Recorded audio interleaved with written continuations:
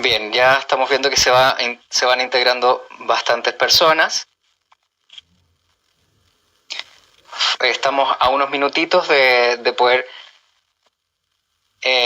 conversar. Bueno, ahí vemos que también que están, de alguna forma, las personas que vieron no es una charla, el conversatorio del día de ayer, también recibimos muy buenos comentarios. Mucha gente también agradeció mucho la conversación de ayer, que fue, ayer conversamos respecto a las crisis de pánico, un tema bastante contingente y bastante interesante. Y bueno, el día que nos convoca hoy tiene que ver con espectro autista en tiempos de cuarentena. Cambian todas las situaciones, cambian todas las dinámicas y naturalmente también eso va a provocar una necesidad de nueva adaptación a este nuevo escenario.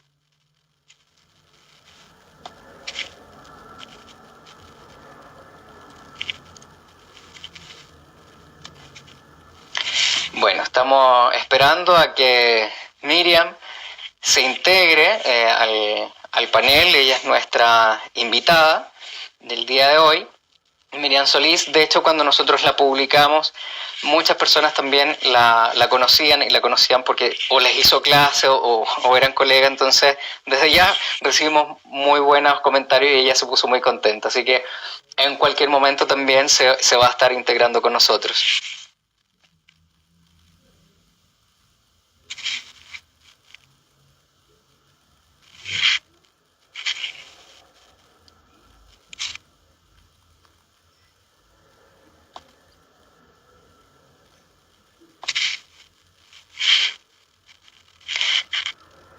Mientras esperamos a Miriam, también contextualizarle.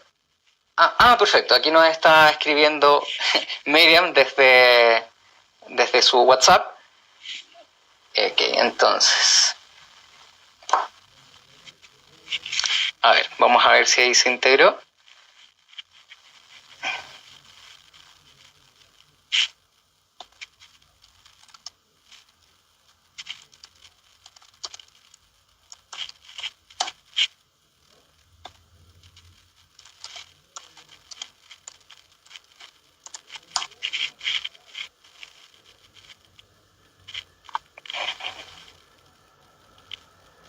Entonces, en unos momentos se va. Ahí está, perfecto.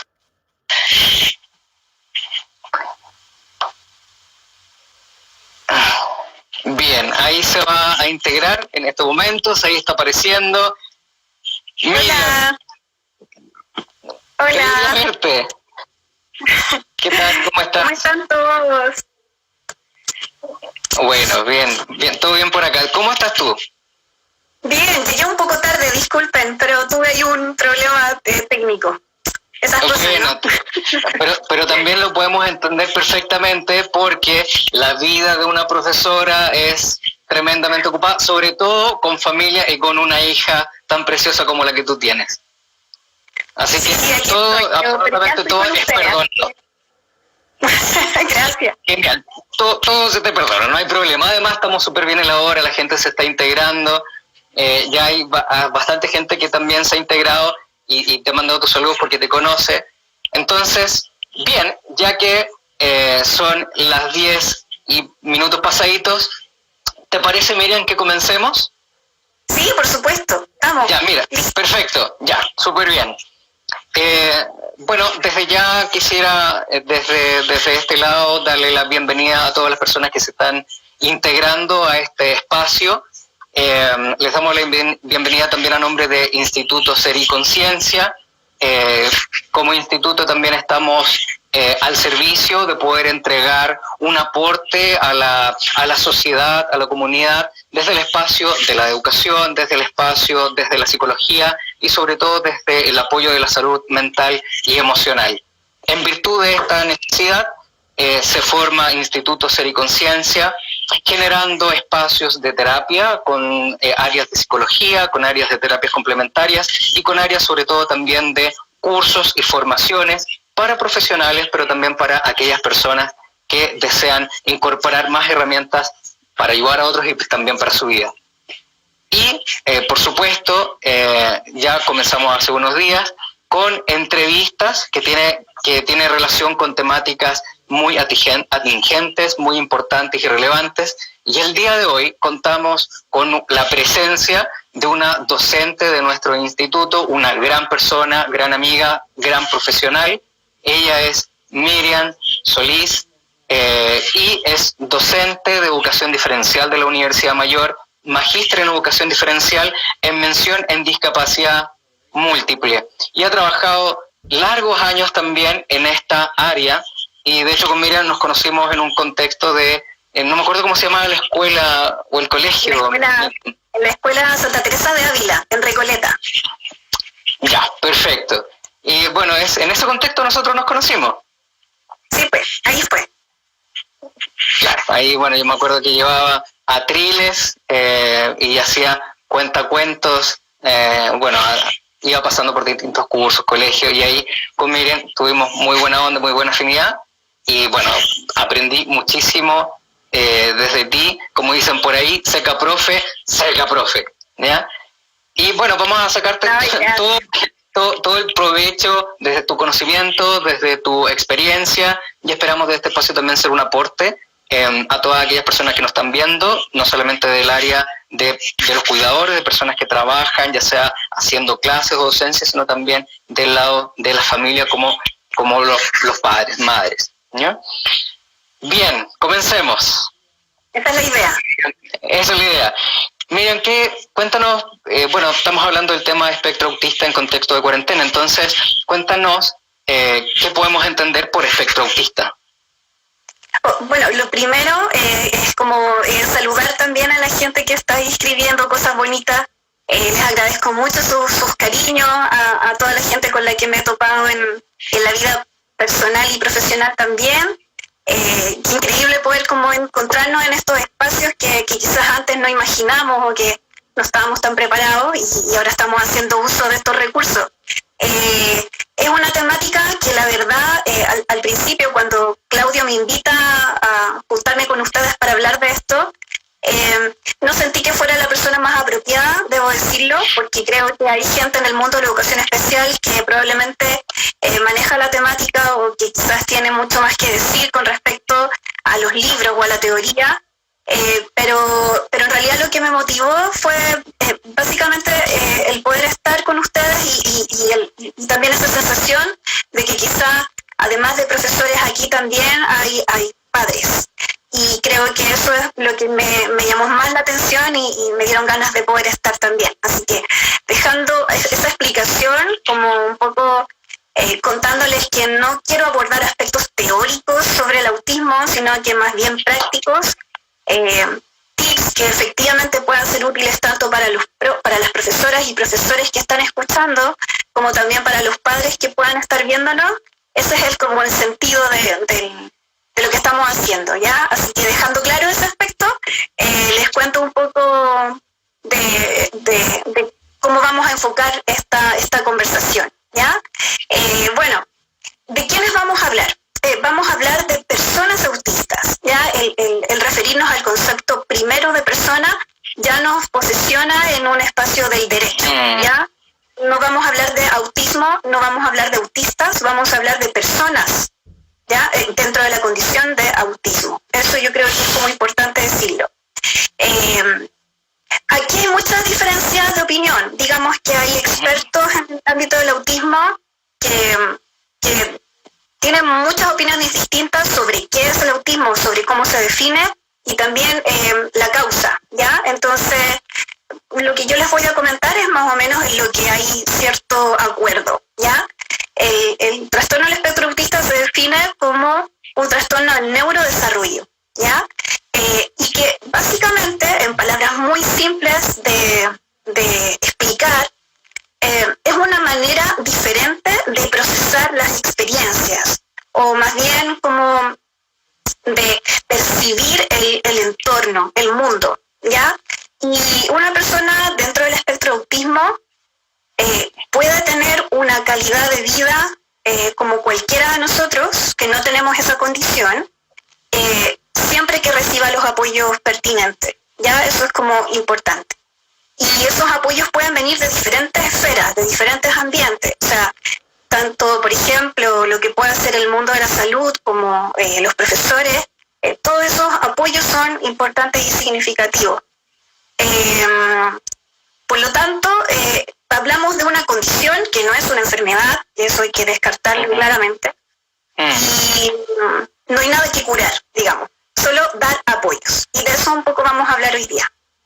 Bueno, qué importante lo que tú dices, primero partiendo que debemos como contextualizar y referirnos a personas, porque muchas veces encontramos desde el lenguaje cotidiano y común algo tan categorizante, como decir, ahí está el autista, ahí está la autista, y finalmente no vemos a la persona, no vemos a ese ser humano, sino que vemos una enfermedad o una categorización como desde esa mirada.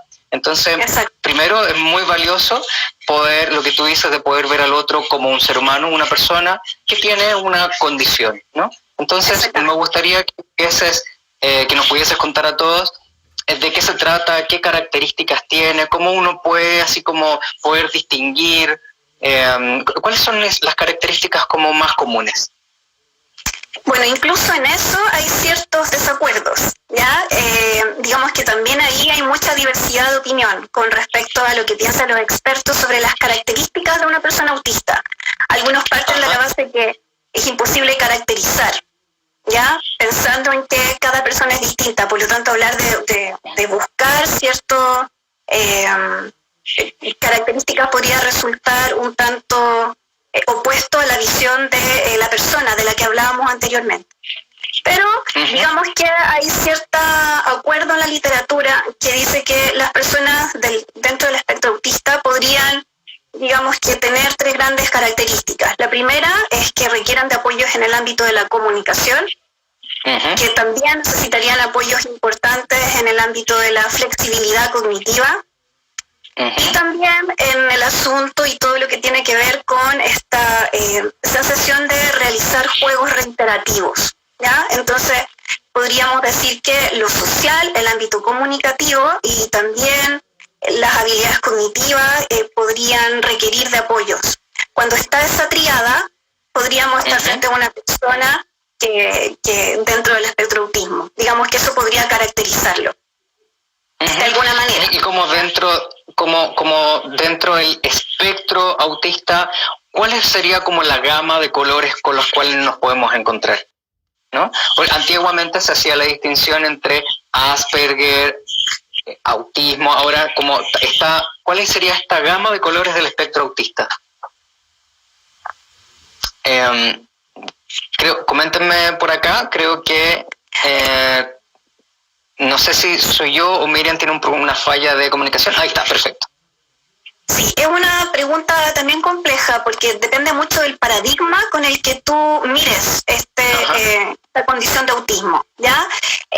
Digamos que ya todas estas características de hablar en relación a la capacidad cognitiva están obsoletas. Entonces, digamos que podemos hablar de autismo según la intensidad de los apoyos que requieren las personas, ¿ya? Y dentro de eso existen clasificaciones que están dadas, por ejemplo, por el Manual de Psiquiatría, por el DSM-5, que es la versión más actualizada, en donde dentro de los cambios que han surgido últimamente, por ejemplo, el síndrome de Asperger es parte del autismo. Antes se entendía como algo distinto, entonces era el espectro autismo y el síndrome de Asperger por separado. Entonces en esta nueva clasificación el síndrome de Asperger aparece como parte del espectro autismo. Digamos que esos son los cambios que han ido como surgiendo últimamente, pero no es bueno, siento yo, como hablar de una gama B, ¿cierto? Por la sensación de lo que conversábamos anteriormente, de lo difícil que es caracterizar. Entonces creo que la mejor opción es hablar de apoyos, ¿ya? Creo que es la mejor forma de clasificar, de hablar de estudiantes o de personas autistas que van a requerir de apoyos intermitentes y de otros que van a necesitar de apoyos intensivos o generalizados, por ejemplo. Creo que esa es una mirada mucho más amable.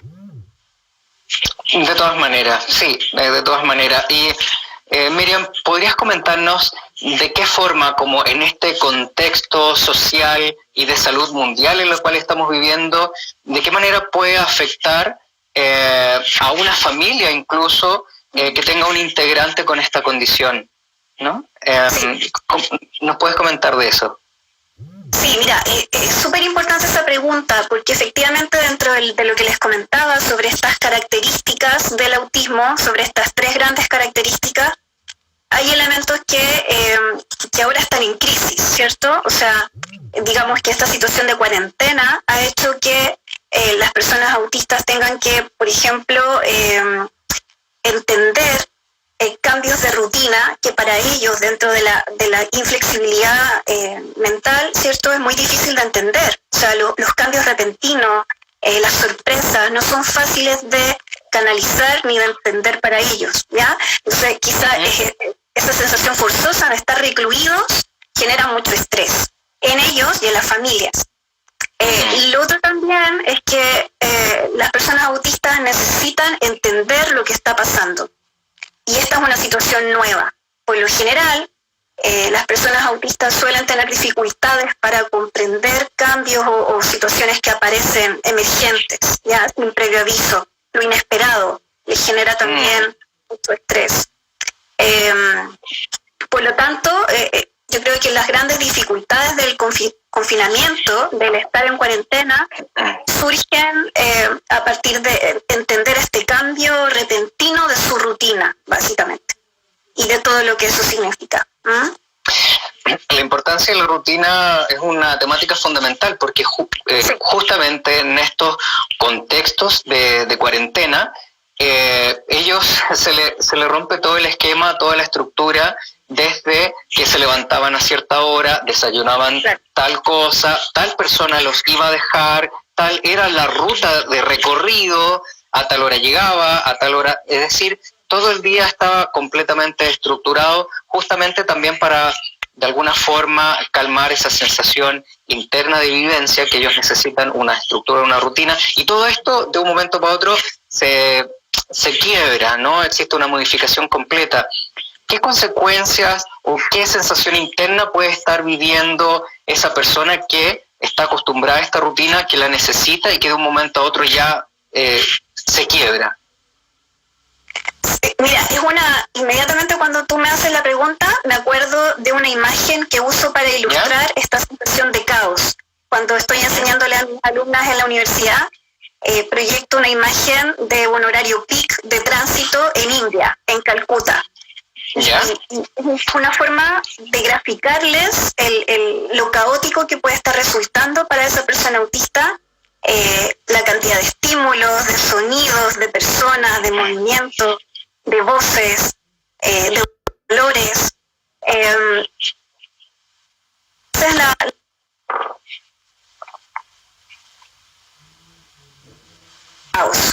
caos. Así como para nosotros, las familias, esto ha sido complicado, para ellos también, mucho más. La sensación de caos creo que puede resumir perfectamente. Claro, y que quizás para muchas personas o para muchos de nosotros quizás eso no le tomamos el peso, porque quizás a lo mejor una situación que para nosotros la vivimos con relativa normalidad o nos podemos adaptar, para este otro tipo, para estas personas, ¿no? Como que viven todo en un caos, ya sea los ruidos, los sonidos.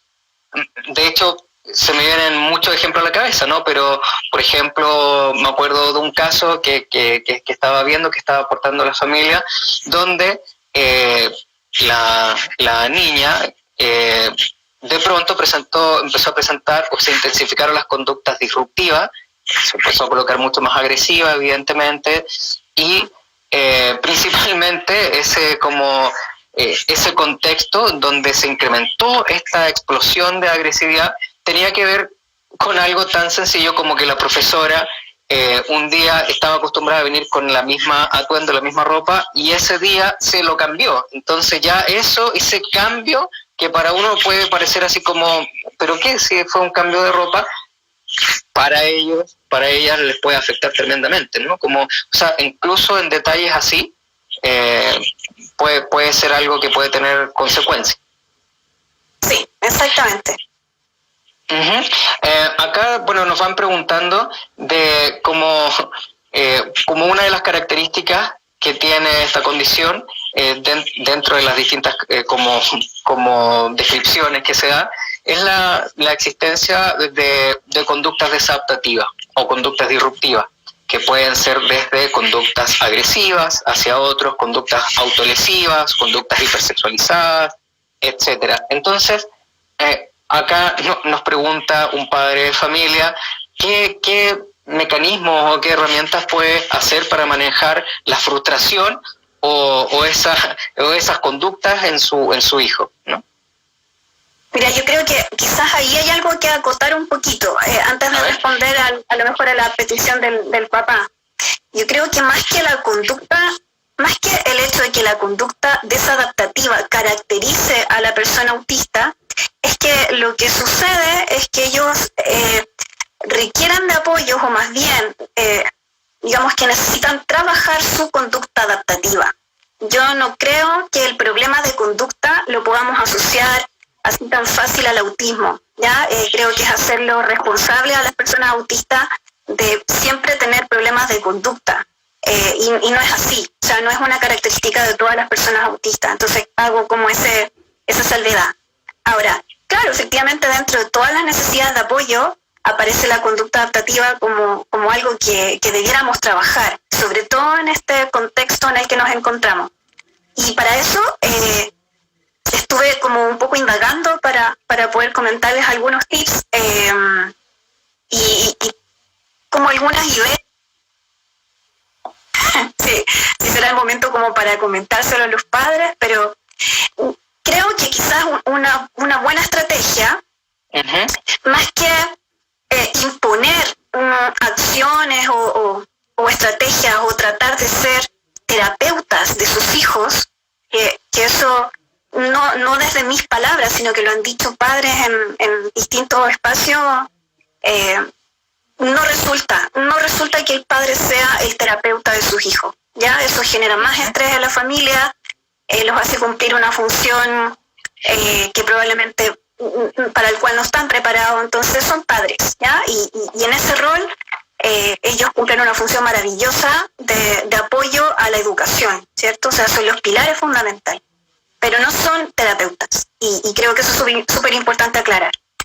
Pero dentro de ese rol, creo que una de las estrategias que yo podría recomendar para la conducta adaptativa, para la inflexibilidad cognitiva, para los apoyos en la comunicación, es que aprovechen las actividades cotidianas, lo que pasa habitualmente dentro de la casa, pero aprovecharlo estratégicamente. Entonces es como rescatar todo el potencial que tiene la persona autista para poder engancharlo con alguna actividad funcional de la vida cotidiana. Creo que eso es mejor que estar inventando rutinas nuevas o actividades. Creo que en el hogar se presta para muchas acciones funcionales que podríamos aprovechar.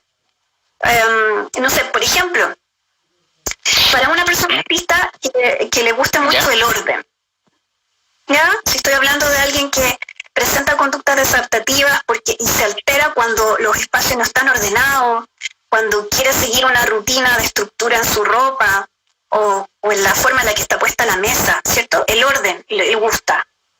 Aprovecho eso y dentro de las actividades de la vida cotidiana, por ejemplo, le propongo que ordene su ropa, que ordene la biblioteca de la casa, que ordene la loza, que ordene la despensa, ¿ya? Qué sé yo, los tarros de conserva en un lado, los cereales en el otro. Entonces, ¿qué estoy haciendo ahí? Estoy aprovechando una capacidad en el contexto de una actividad funcional. Creo que ese camino es mucho más apropiado que el imponer actividades que podrían, a lo mejor, afectar la conducta adaptativa precisamente. Otros ejemplos. No sé, es muy común que a las personas autistas disfrutan de hacer patrones. Entonces vemos a los niños haciendo cierta secuencia de autitos, de objetos que se pueden apilar, por ejemplo.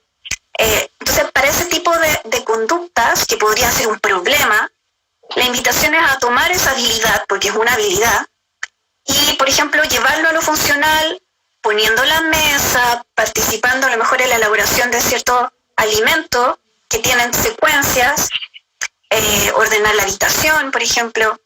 Y de esa manera estoy aprovechando una habilidad y la estoy transformando para poder dar menos lugar al surgimiento de alguna conducta desadaptativa. La anticipación también es importante, sumamente importante. ¿Nos puedes hablar un poquitito, porque eso es como una estrategia que funciona mucho, de gran aporte, la que se llama las estrategias anticipatorias, ¿no? Claro, que sí, se emplea mucho. Ajá, entonces a lo mejor coméntanos un poco cómo este tipo de estrategia, que se ocupa mucho en contextos de educación, cómo a lo mejor este tipo de estrategias pueden servir en contexto también de las familias o de la casa. Claro. Bueno, esto es como un tema. Por ejemplo, claro. Sí. Esto es casi como para un doctorado.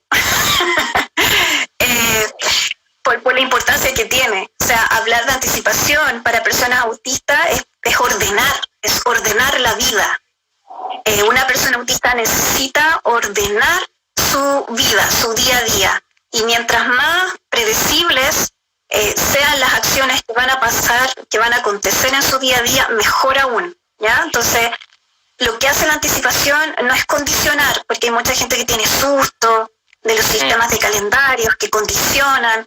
No se trata de eso, lo que yo hago es ordenar. Entonces, orden de personas, orden de lugar, orden de materiales con los que va a trabajar.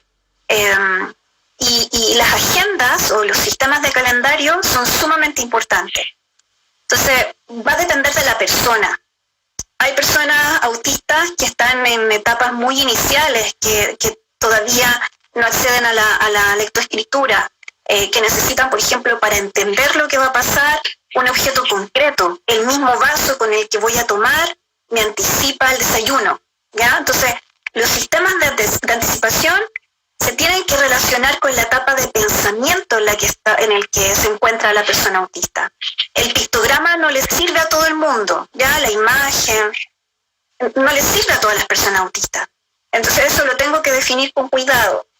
Y ahí la familia, haciéndose eco de las recomendaciones de los educadores, podría establecer un sistema de anticipación adecuado. Y también... Bueno, también este sistema de anticipación, que en definitiva es como decirle, mira, esto es lo que va a ocurrir. Entonces eso da una tranquilidad. Por eso son importantes las rutinas, porque sobre todo en el contexto infanto-juvenil, o en este contexto también de personas con autismo, también el colocar una rutina y el saber qué es lo que va a ocurrir, no solamente te da un orden como de hábitos, sino también genera una sensación interna de calma y tranquilidad. Es como que todo está en orden. Entonces, los hábitos permiten o conllevan a generar una estabilidad emocional, que es como finalidad última y de todo lo que se está haciendo. Entonces, también hay que tener en vista que la importancia de las rutinas, de la estrategia anticipatoria y de generar hábitos provocan como resultado una estabilidad. Para pasar a otro tema que tiene que ver con el cuidado del cuidador, que este también es un tema muy importante, quisiera recordarle a todas las personas que nos están mirando en este momento que pueden ir haciendo sus preguntas, sus consultas, y nosotros en la medida que vamos que podamos te las vamos a ir haciendo. También recordarles que que estamos en este gran tema que tiene que ver con personas con autismo en contexto de cuarentena. Entonces, volviendo, ¿qué pasa con aquellas personas que están al cuidado de personas con autismo? Ya sea docente, ya sea padre de familia, madre de familia. Coméntanos un poco. A ver, quiero como un poco dimensionar esta situación a partir de lo que nos pasa a nosotros en esta cuarentena.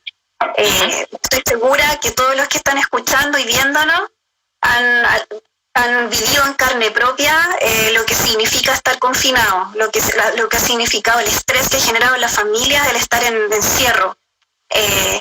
Lo he escuchado en un montón de medios de comunicación, familias que se aman y que hoy día se están odiando, ya no pueden compartir los espacios comunes dentro de la casa. O sea, esto de verdad que ha generado muchas dificultades a nivel de clima dentro de la familia.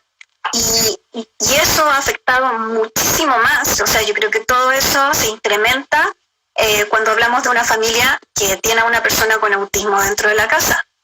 O sea, si una familia, y creo estar interpretando patuamente a la familia de las personas autistas, porque lo he escuchado de parte de los padres de mis estudiantes. O sea, si ya vivir el día a día sin cuarentena,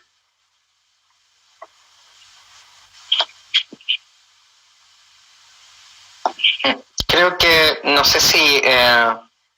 perfecto.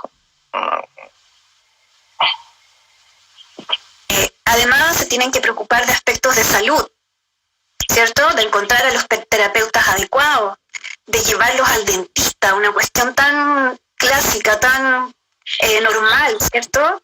De pensar quién les va a cortar el pelo, no sé, ese tipo de cosas muy cotidianas. La economía, ¿cómo hago para comprar ciertos fármacos? ¿Cómo hago para mantener la dieta del gluten?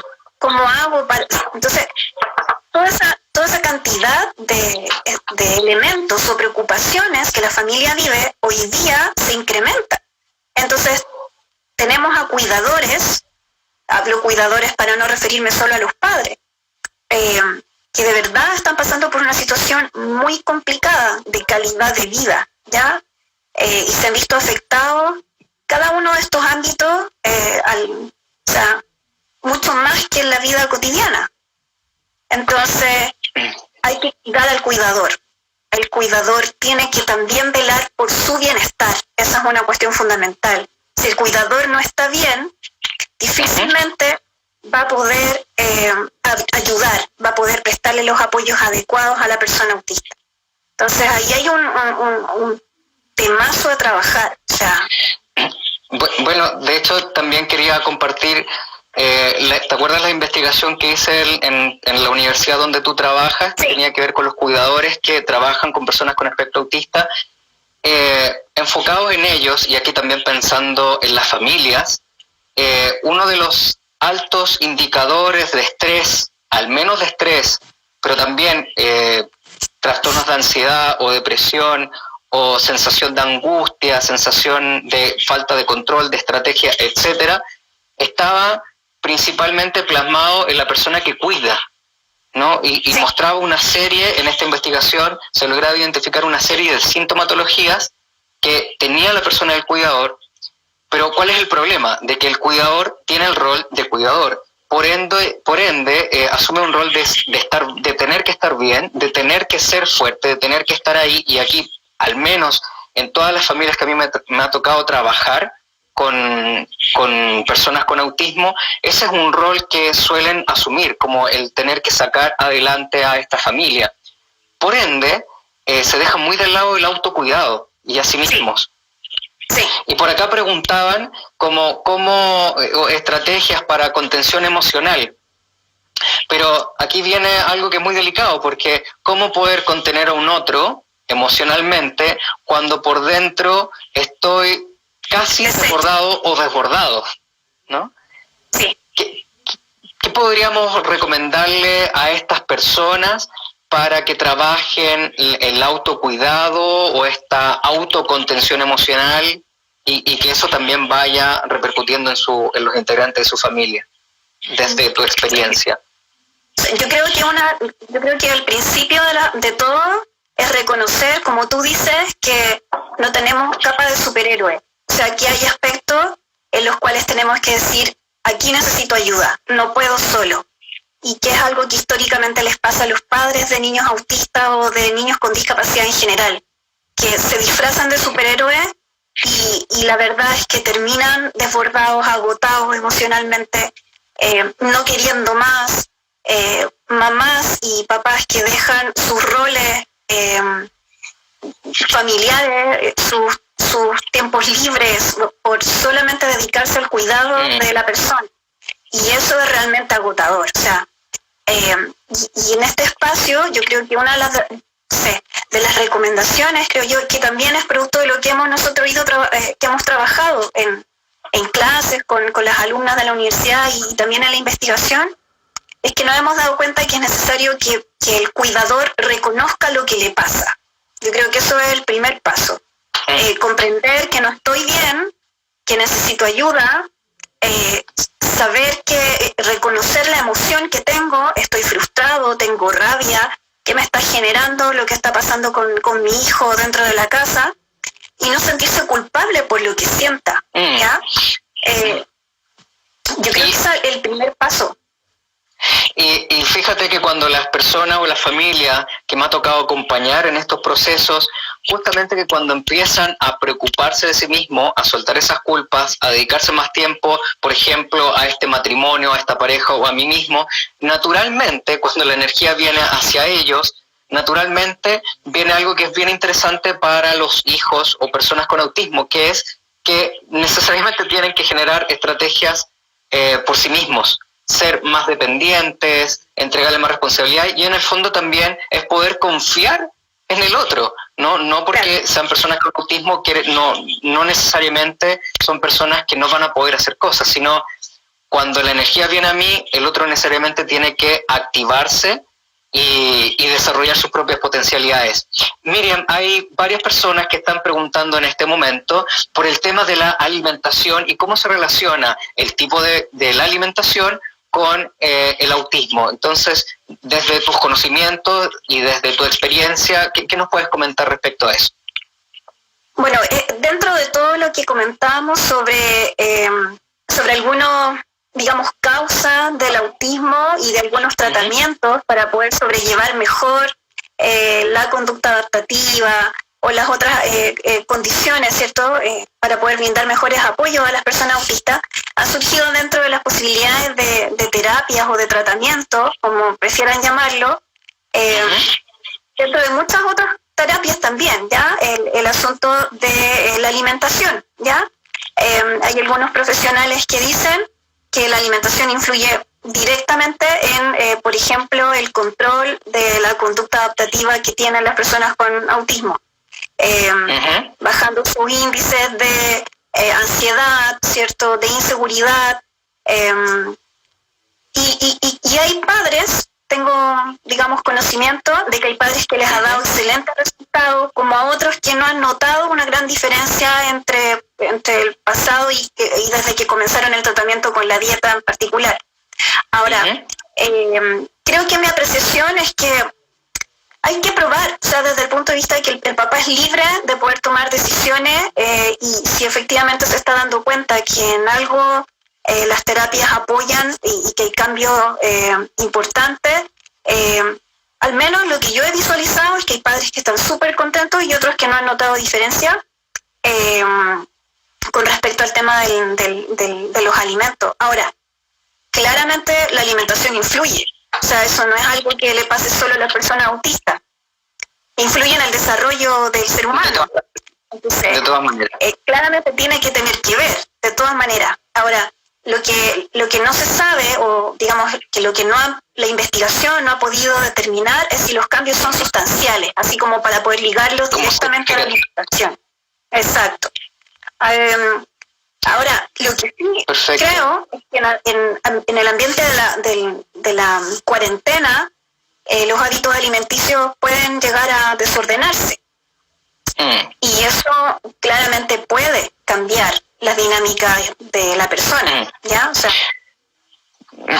ahora quisiera bueno, ya quedan unos pocos minutos, así que si van teniendo preguntas pueden hacerle en este momento, pero quisiera apuntar un poco a la importancia del vínculo con un otro, ¿no? Como el vínculo afectivo. Y dentro del vínculo está la posibilidad de poder entender al otro, de poder entrar en su mundo y mejorar la comunicación.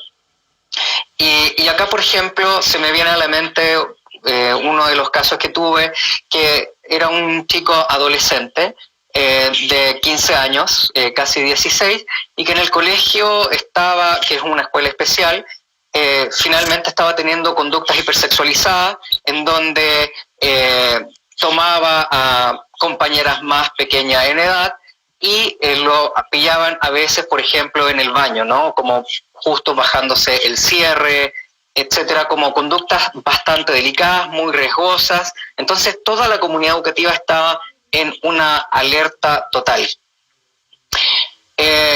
Evidentemente, el trato hacia este chico no fue bueno. Todos lo atacaban, y la familia también le decía, no, estas conductas son tremendamente malas, ¿no? Pero justamente se perdía de vista, entendiendo que la conducta era riesgosa, dañina, y que había que tener muchísimo cuidado por lo delicado. Lo importante de él era que nadie estaba viendo una necesidad propia que tenía que ver con su edad de desarrollo. Estaba en la adolescencia, y el impulso sexual o ese descubrimiento también estaba muy latente. Y los padres nunca le habían hablado, por ejemplo, de lo que era el propio autoconocimiento de su propio cuerpo. Por ende, toda esa energía o ese impulso sexual reprimida estaba floreciendo en otros contextos no adecuados y muy disruptivos. Y fíjate que una vez que los padres lograron ver esto y decir, mi hijo es un adolescente, como cualquier otro, entonces ahora como padre, y este fue el rol del padre, me voy a hacer cargo, y le enseñó todo lo que tiene que enseñarle un padre en ese periodo de desarrollo. Y naturalmente se quitó esta conducta de riesgo. Entonces, ¿qué quiero recalcar con este o con muchos otros ejemplos? La importancia, y aquí quisiera que me des como tu opinión, ¿cuál es la importancia del vínculo, de la comunicación que deben tener los padres con sus hijos? Yo creo que si hay algo que podamos recomendar y que, digamos, sea necesario hacer énfasis, es la comunicación. O sea, yo considero que antes de cualquier tips que uno pueda entregar de qué hacer en el espacio del hogar, es fundamental entender que la persona con autismo necesita comunicarse, necesita expresar sus necesidades, necesita expresar sus intereses. Si yo no tengo cubierta esa necesidad, lo que estoy haciendo es vulnerar primero un derecho, ¿ya? O sea, el derecho a manifestar, a expresar lo que se necesita es lo más importante. O sea, si yo no puedo pretender trabajar la conducta adaptativa si no he dado los recursos, ¿cierto? Todas las posibilidades para que mi hijo o mi hija se comunique conmigo. O sea, yo creo que eso es fundamental. Si tenemos una persona autista en la casa que no está teniendo un sistema de comunicación, yo creo que ese es el primer paso que tenemos que dar, ¿ya? Encontrar la forma cualquiera en la que esa persona se pueda expresar, ¿ya? Y creo que eso es lo fundamental para trabajar. De ahí viene todo lo demás. Con eso puedo trabajar la conducta adaptativa, con eso puedo trabajar las rutinas, con eso puedo trabajar lo académico también, ¿ya? Pero necesito desarrollar la comunicación. Escuchar, observar al otro, observen a sus hijos, vean las cosas que hacen, lo que les gusta, partan desde sus intereses. Creo que eso es fundamental. Hay distintas preguntas que ahora están llegando. Nos queda un espacio muy breve de minutos. Hay muchas preguntas que tienen que ver con cómo manejar la frustración, estrategias de regulación emocional, cómo contener, cómo manejar la agresividad, y que probablemente, y aquí en este espacio te haría la invitación para generar otro espacio y probablemente abordar específicamente ese tema. Y como va a ser así, y ya lo dejo anunciado para todas aquellas personas que están preguntando específicamente de ese tema, ahora quisiera preguntar, y ya como para ir cerrando, como mito verdad, ¿no? Es como, ¿cuál es la importancia desde las terapias o medicinas complementarias o alternativas para trabajar con personas con espectro autista? O sea, dentro de las terapias complementarias... Y acá te voy a dar minutos para ir cerrando, ¿no? Sí.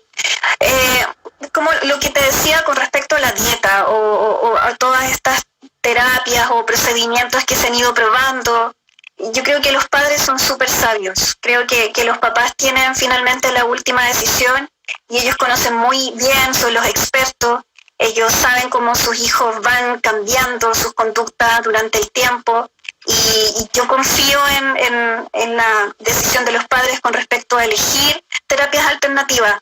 Creo que es importante, sí, también escuchar y confiar en los profesionales del ámbito de la salud, también en los profesores.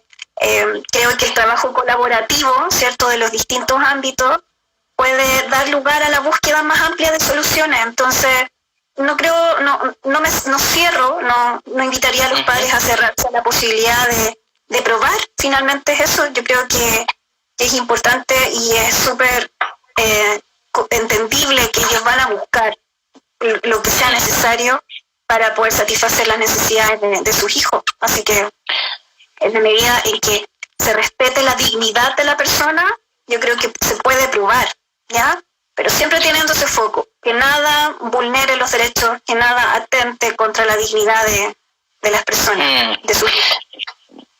De todas maneras, y además, miren, yo quisiera como destacar como este espacio de comunidad o de nicho, ¿no? Hay muchas personas que tienen hijos, hijas, con personas con autismo, ¿no? Entonces, en este espacio también es muy importante porque existe como algo que es compartido, algo que es de todo, y es generar espacios así. También te lo agradecemos mucho el poder compartir y recomendarnos cosas a todos, ¿no? Que a todos nos pueden servir. Ahora, para ir cerrando, también quisiera hacerles una invitación a todos ustedes.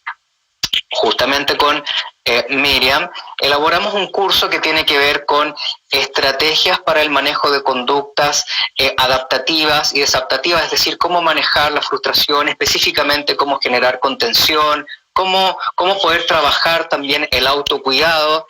Y este curso lo vamos a estar dando a finales de mayo.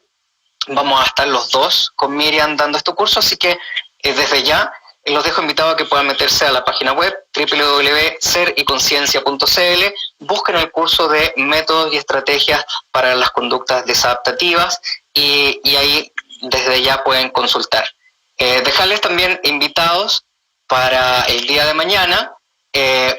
Vamos a tener mañana temas también muy interesantes, que justamente algunos preguntaban por terapias complementarias. Mañana a las 8:30 vamos a estar con Andrea Ursúa, fitoterapeuta, y vamos a hablar de cómo potenciar el sistema inmunológico desde la fitoterapia, es decir, desde terapias completamente naturales, sanas y sobre todo que están a nuestra mano.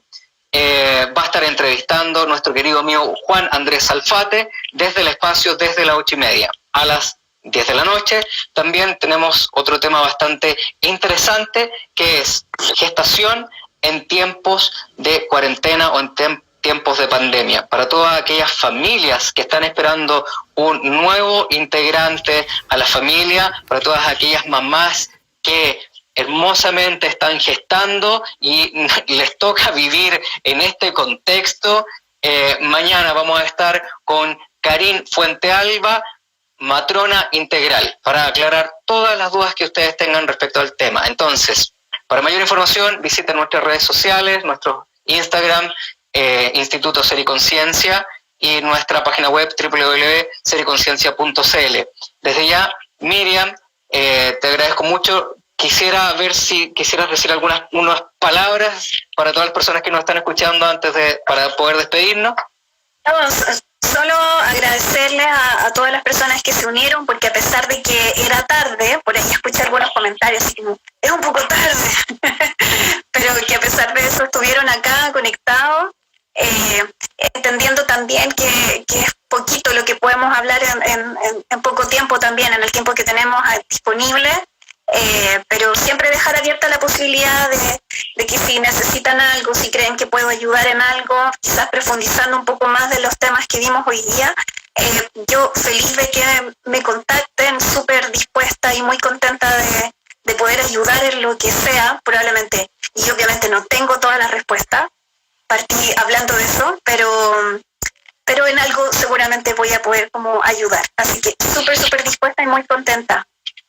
Perfecto, si tienen consultas o dudas, escríbanos. Miren, justo en la publicación donde aparece nuestra querida Miriam, ahí donde está publicado, ustedes en esos comentarios pregúntenos específicamente las dudas o consultas o qué necesitan saber y ahí nosotros vamos a estar súper atentos a poder responderla. Como les dije, Miriam es parte de nuestro equipo, es docente y terapeuta también acá, así que desde ya también estamos súper dispuestos a poder ayudarle. Muchas gracias, Miriam.